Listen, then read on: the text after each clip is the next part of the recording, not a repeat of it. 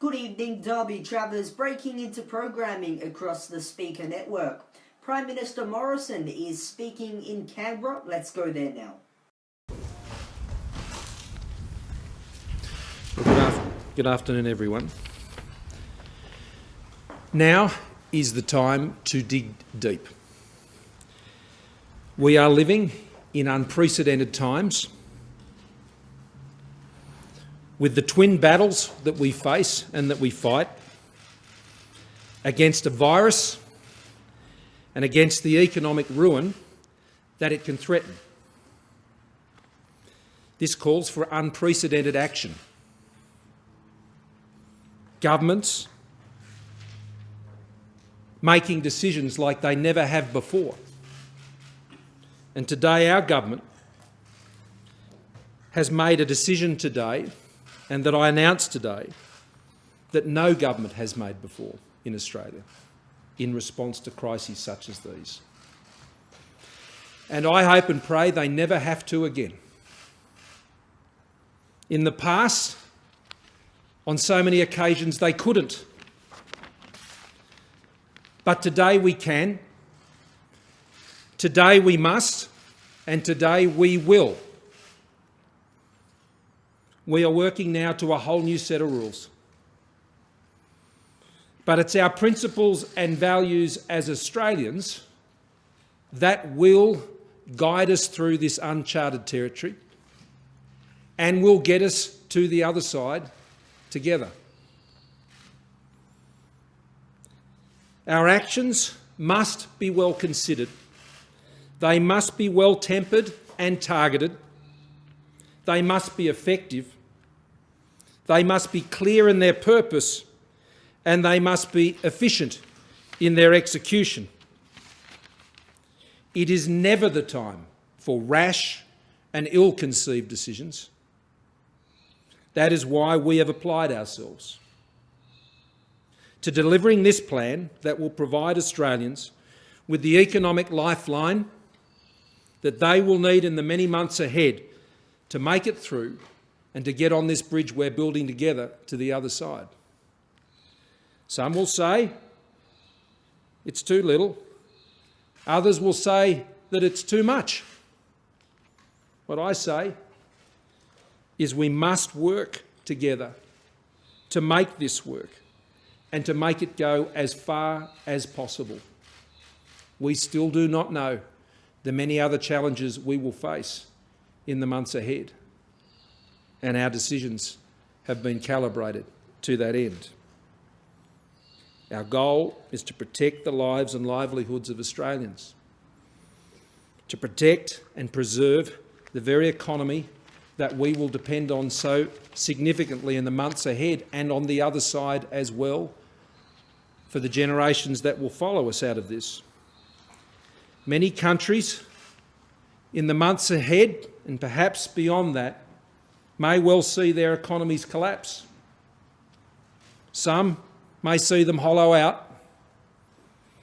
In the very worst of circumstances, we could see countries themselves fall into chaos. This will not be Australia. We will get Australians through this with uniquely Australian solutions to deal with the unique Australian challenges we face here, using our Australian systems to address these challenges, but built most importantly of all on our values and principles as Australians. To date, we have announced 2 packages of support, of economic packages, worth almost $70 billion. You may have thought that was a lot, and it certainly seemed so at the time.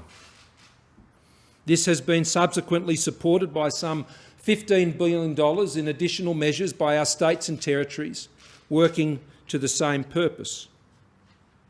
Together with Reserve Bank, we have put together $105 billion into our financial markets to keep our credit lines open and to support our financial system through this crisis.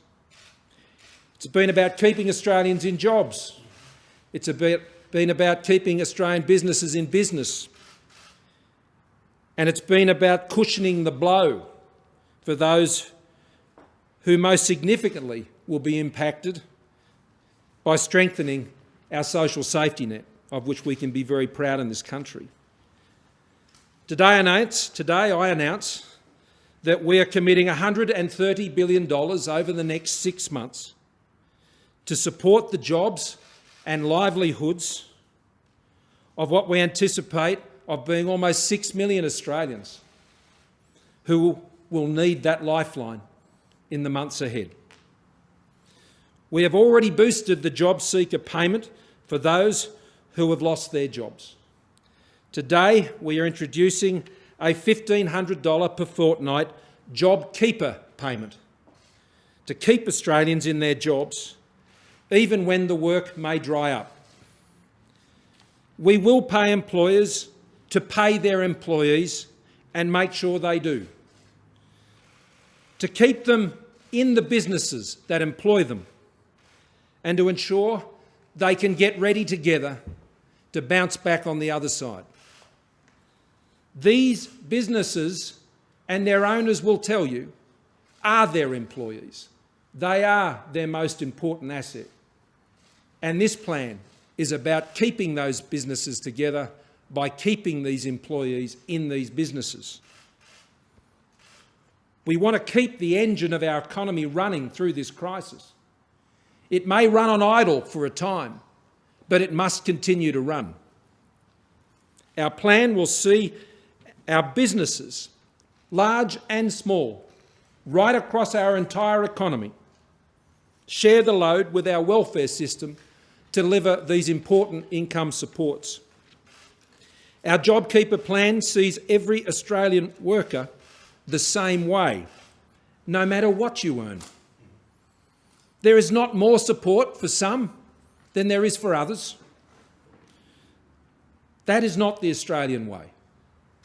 If one person falls on a hard time, if anyone falls on a hard time, it's the same hard time. We're all in this together. That's what's fair. That's what's Australian.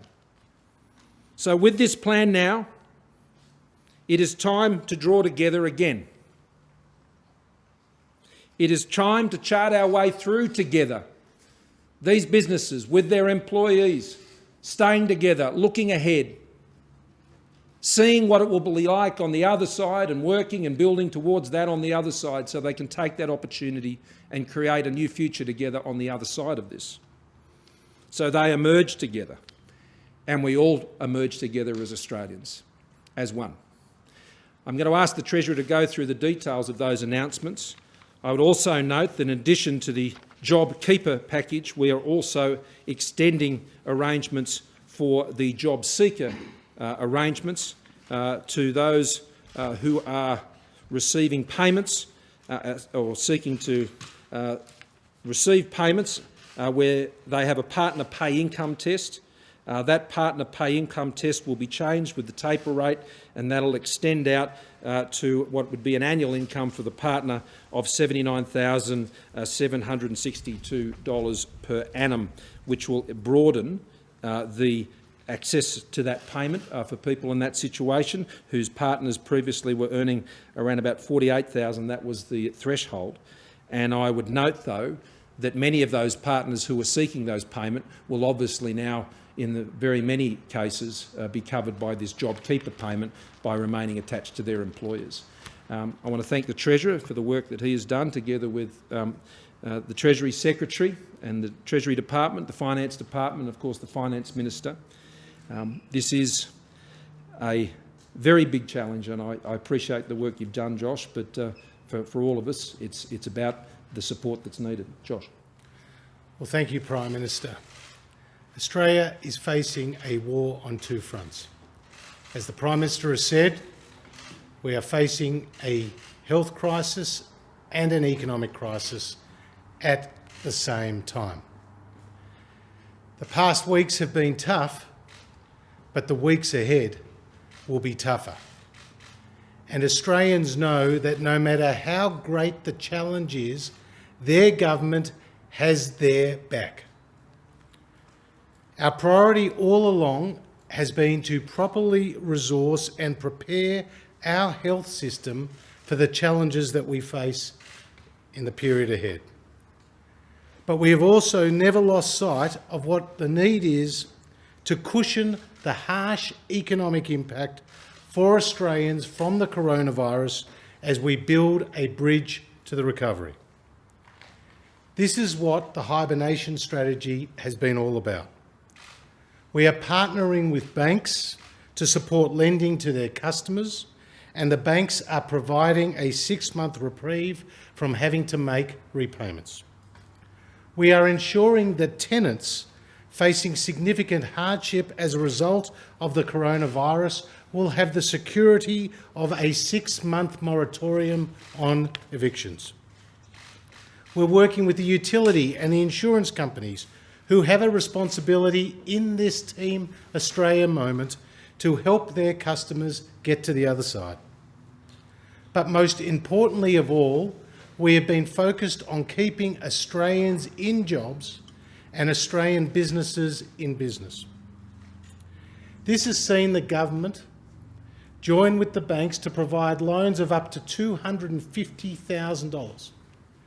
And as the Prime Minister referred to our earlier packages, we are providing cash payments of up to $100,000 to small and medium-sized enterprises. Where people have tragically lost their job, we've effectively doubled the safety net with the new Job Seeker Coronavirus Supplement. But today we go further, we go much further. At a cost of $130 billion over the next 6 months, we are providing support to the Australian worker like never before. Extraordinary times call for extraordinary measures, and this new $1,500 a fortnight job keeper payment will provide job security at a time when it's needed most. This payment will give working Australians their best chance of keeping their job and keeping them connected to their employers so that they can bounce back in the recovery phase. This $1,500 payment is a flat payment, as the Prime Minister said, and is the equivalent of around 70% of the median wage and represents about 100% of the median wage in those sectors most heavily impacted by the coronavirus, like retail, like hospitality and tourism. It will be available to full and part-time workers, sole traders, and in the case of casuals, to those who have been with their employer for 12 months or more. From today, employers and sole traders will be able to apply to the Australian Tax Office for workers that are on their books as of the 1st of March. The payments will flow from the first week of May and be backdated to today. If employees have been stood down by their employer since March the 1st, they are still eligible for these payments. To be eligible, the turnover of the business will need to have fallen by 30% or more, or in the case of a business with an annual turnover of more than $1 billion, by 50% or more. Our wage subsidy scheme for Australia is unlike those announced by other nations. It's more generous than New Zealand's scheme. It's broader than the United Kingdom's scheme, as it applies to all employees, not just those that have been stood down. And it's available to all eligible firms, not just small businesses, as is the case with the Canadian scheme. Our scheme, as the Prime Minister has said, is uniquely Australian, with every eligible employee receiving the same wage subsidy. Today's announcement, together with our previous two packages, including the $105 billion injected into the financial system with the Reserve Bank of Australia, sees total support from the federal government during the coronavirus reach more than $320 billion, or 16.4% of GDP. This unprecedented level of support reflects the unprecedented moment that we are in. And the announcement today is the means by which Australians can get to the other side of this coronavirus crisis. Lani, just so everyone knows, I'm going to start over here and then I'm going to move across and make sure everyone gets a go. Okay, so might start with you, David, if that's all right. I guess the question is this going to be enough? Do you think the Shield workers and businesses are already affected by this? With $130 billion of support on top of the almost $70 billion already put in, and the support to financial markets, this is as an extraordinary level of support in extraordinary times. But we are in uncharted waters, David, and the government will continue to do all within our power and all within our capacity. And with a plan of this scale and this size, it is certainly our intention that we hope that is the case. Dave, I'm just going to move around so everyone will get an opportunity. Yep. PM, there are renters in the big cities who'll be struggling to pay the rent if they lose work. $1,500 a fortnight, while welcome, may not be enough to cover their rent. Is there anything further that can be done? Is that mainly a state responsibility, or is there something else that you can do to help people pay their rent? Well, we're currently looking at rental assistance payments at the moment. We're also working with the states and territories when it comes to residential tenancy issues. That continues to be a matter that's a subject of work within the National Cabinet. Right now, as you heard me say last night, there is a moratorium on evictions that would apply and be put in place by the states and territories to both commercial and residential leases. The follow-on effects of that in terms of guarantees around rents and things of that nature for landlords and vice versa is a matter that's still being worked through. Yep, we're going to keep going, and then you're almost... After 6 months, if this is still going, and also what guarantee is there that businesses will pass this money on to staff? Well, I'll let Josh deal with the issue through the ATO. I should stress this measure is being delivered through the ATO. As I've said to all of you on many occasions, we have been about finding existing delivery mechanisms to ensure that these supports get out.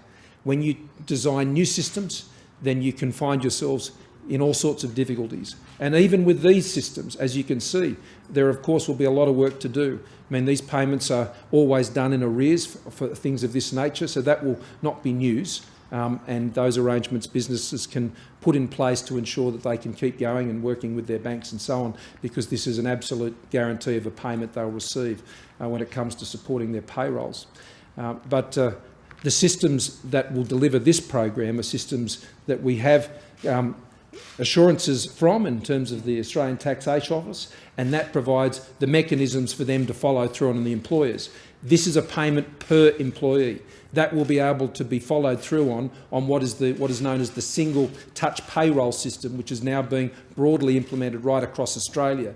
And that puts the checks and balances in place for the tax office to be able to ping those who are not doing the right thing. But Josh, did you want to add to that? Well, just thanks, Prime Minister. There's a legal obligation on the part of employers in this case, and importantly, there's an alignment of interest between the employers and the employees. They want to keep this connection because they know there's going to be a time after the coronavirus and they want to bounce back stronger than ever. So we have been motivated by two key issues here. Firstly, to reduce the cost of doing business for those employers so that they can continue to keep their people employed. And secondly, to maintain that formal connection between the employer and the employee, which will give great confidence to the employee. This is a psychological and tangible material boost to employees around the country. Lani and then Catherine.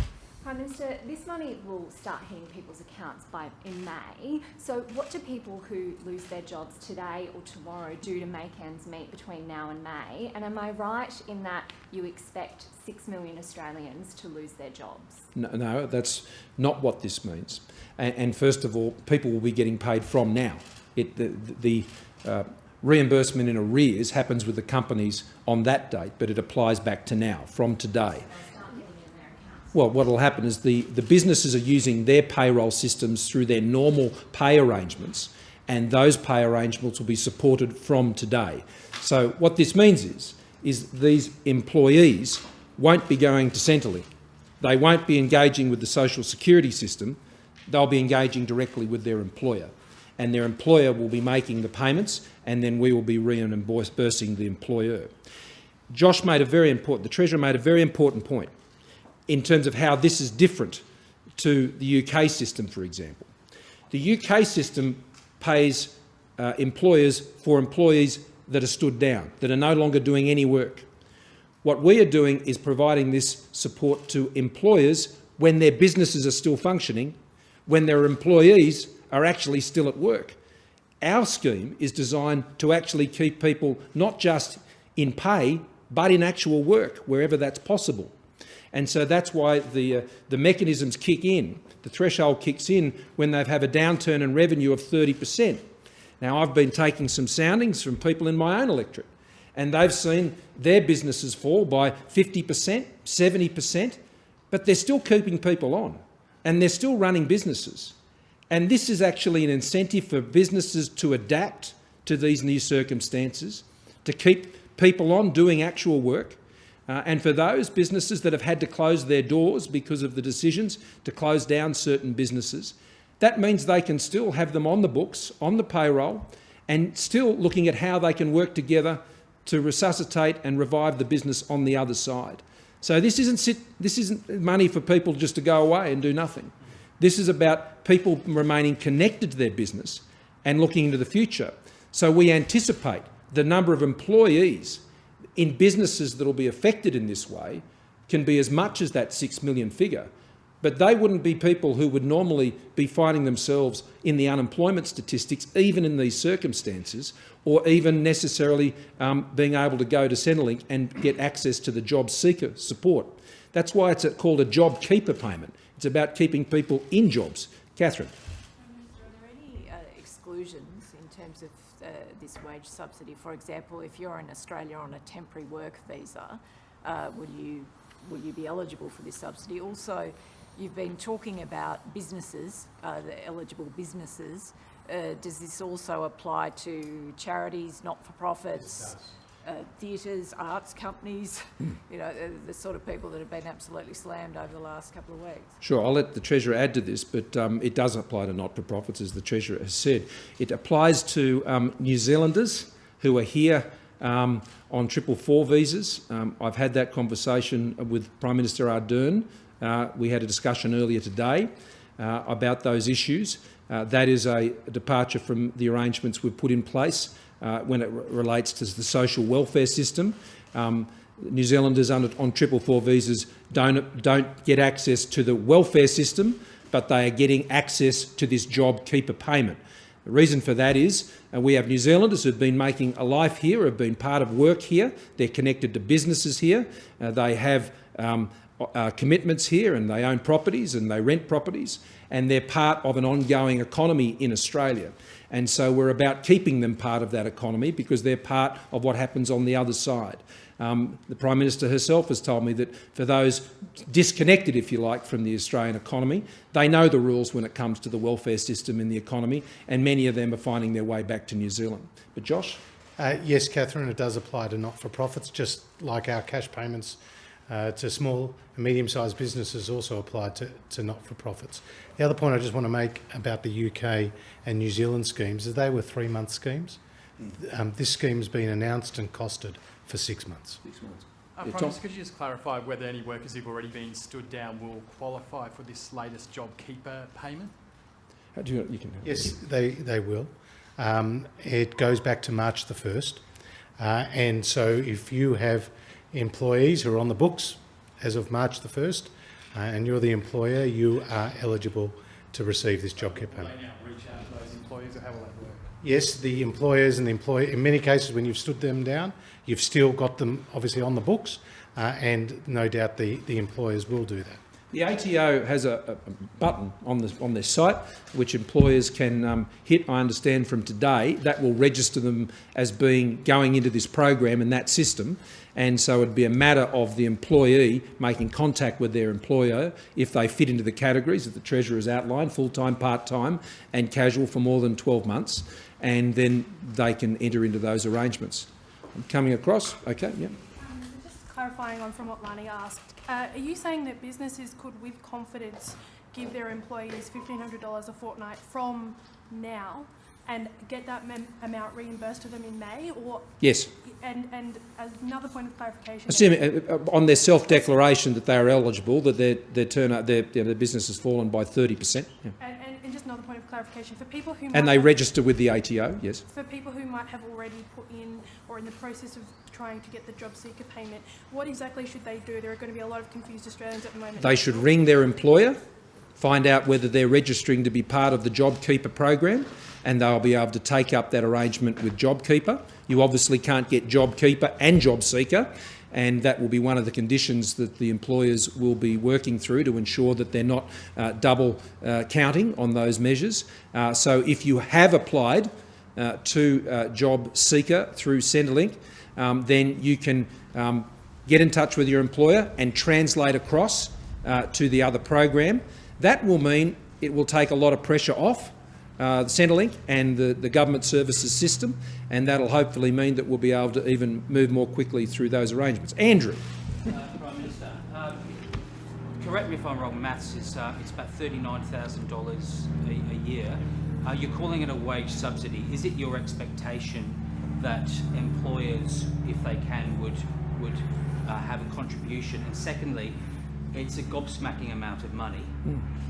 This is clearly going to require some legislation. When is Parliament going to resume? Okay, let me deal with those in turn. I've already spoken to the Leader of the Opposition today. From this week, we are having a weekly telepresence meeting between the senior leaders of the opposition and of the government to just run through issues that are being managed by the government and to provide the opportunity to engage with the opposition with those on those items. From tonight and tomorrow, our key ministers, obviously the Treasurer and others, will be engaging with the shadow ministerial counterparts to provide further information and briefings from our officials to the opposition so they can understand these measures. We will be having to recall Parliament. I discussed that with the Leader of the Opposition today, and he understands that, and we put in place the measures, the mechanisms last Monday to enable that to be done in a much smaller arrangement, and that would be done in person here in the Parliament in Canberra to enable this legislation to be progressed through the Parliament to give effect to it. On top of that, it would be important to ensure that if there was agreement reached on the legislation even before the Parliament were able to sit, that would create greater certainty and clarity.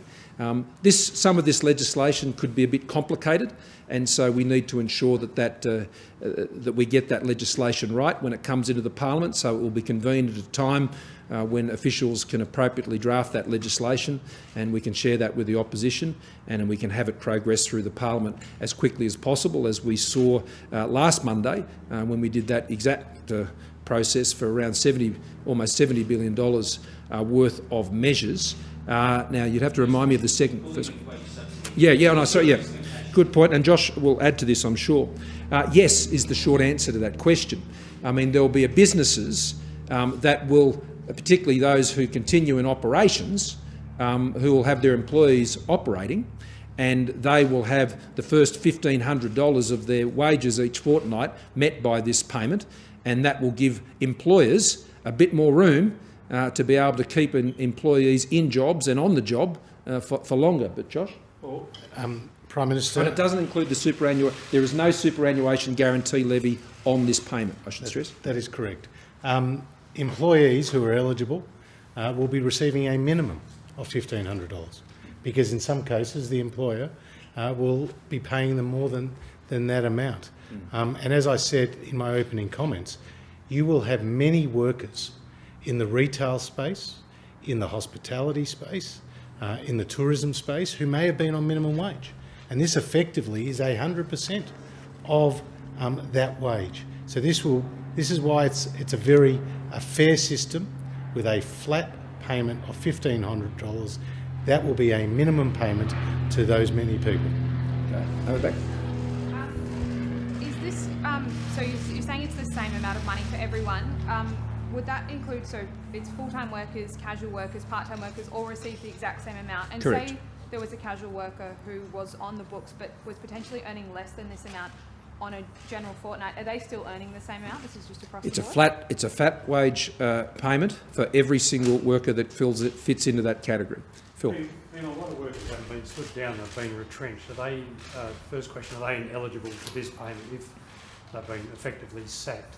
And B, of the 6 million estimated recipients, how many do you estimate will be completely dependent on this 1,500? They won't have any other income for the next 6 months. Well, the second part of that question is difficult to answer, Phil, because we're in very uncertain times, and that'll depend very much on the circumstances of each and every business. But in our answer to Andrew, we're obviously saying that those who are actually performing work functions during their hours of work, then there are arrangements that are there for them that will continue to be honoured. And so that is hopefully the case for many, but how many? It wouldn't be possible to make a determination on that. And Phil, you just might remind me of the second part of the question. If someone's been retrenched, are they eligible? And could an employer who may have sacked someone in the last couple of weeks maybe have a rethink and put them back on the books now that they know this wage is coming? Well, exactly right, Phil. Because this changes the financial equation for those employers. If they were on the books on the 1st of March, for an employer, they will then be employees who were eligible for this particular payment through their employer. So if you're an employer who's been forced as a result of the downturn following the coronavirus to retrench workers, you'll put them back on your books and you'll receive this $1,500 payment. There would be, though, the issue if they've paid out any entitlements under that arrangement, and that would have to be sorted out, obviously, with the employer.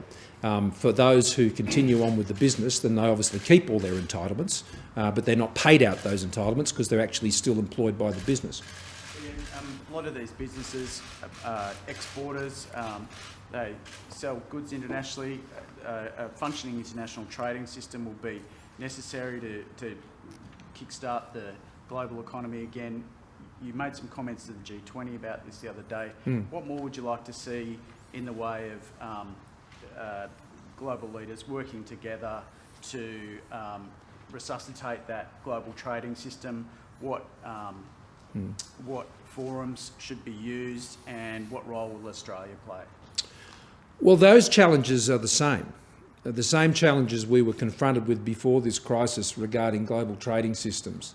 And the WTO and many of the dysfunctions that were occurring there and frustrating export trade, they remain, and they still remain issues that need to be progressed. Right now, my supply chain and trade issues are very focused on ensuring the delivery and clear supply lines for medical supplies at present. And that was a key focus of the discussion that was had the other night. Many countries all over the world have contractual arrangements in place for medical supplies, and we would expect those to be honoured and not disrupted politically by any sovereigns. So that is something obviously we would expect, and we would be calling out that behaviour were it to be practice. More broadly, though, I think all governments are very focused right now on the needs of their domestic economies and the supports that are needed for people here and now. So those issues, it'd be wonderful to see them progress, but right now the priority is ensuring that we can keep our economies running, and that remains such an important issue for Australia. And we must have a running economy to ensure that we can come through this together. Josh, did you want to offer any further comment on that? No, I think that's well said. Now, Brett can have the last one. And Pam, just two quick qualifications. The recalling of Parliament, how quickly would that happen given people are relying on these payments almost immediately? Do you expect that will happen this week? And you've mentioned New Zealanders on the 444 visa. Are there any other exemptions for other nationalities that are here on temporary work visas, people from the Pacific and those types of programs? Short answer, no, on the second issue. Some matters are under consideration, but for now the short answer to that is no. In terms of recalling Parliament, well, we will draft the legislation, we will engage with the opposition as from now, and to work with them over the course of this week, like we did on the last package, and I'm sure we'll be able to move to the early recall of Parliament, which was envisaged when we put these mechanisms in place. It won't be this week, the legislation will take at least this week to draft, and to ensure that we can properly brief the opposition on the meaning and on the measures that will be contained in that legislation. But I hope to move through that in a cooperative way as quickly as possible, and I've had productive discussions with the Leader Opposition so far on those issues to date. I obviously haven't gone into the details of the measures. They've been announced here today, but that will enable us now to enter into those discussions and move through that as quickly as possible. Thank you all very much.